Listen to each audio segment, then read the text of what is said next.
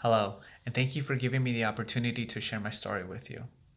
I was born in Guadalajara, Mexico, and when I was 3 years old, my mother brought me and my older sister to the US. She couldn't bring us here legally, and as a result, I lived the next 20 years of my life undocumented.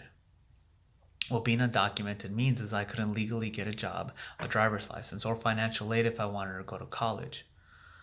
When it was time for me to go to college, needless to say, I had a lot of different struggles that had to do with me being undocumented, one of which was getting myself to my classes.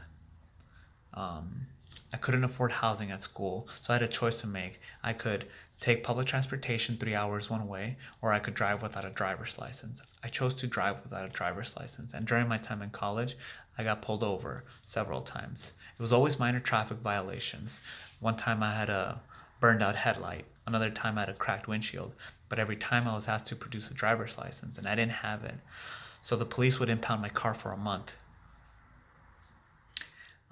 They charged me $2,000 for this impound on top of fines. And at this point of my life, I was so frustrated. I couldn't understand, if I was just trying to get to my classes, why things had to be so difficult for me. Still, I kept going to my classes and eventually I graduated.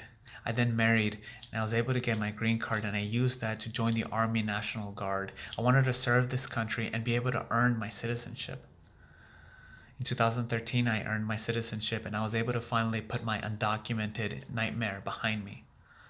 I now had an opportunity to contribute to this country in a way that I never could before. And so I wanted to have the biggest impact that I could think of. And the best way that I knew to do that was to go to graduate school. And so I pursued a master's degree in psychology and I graduated in 2015.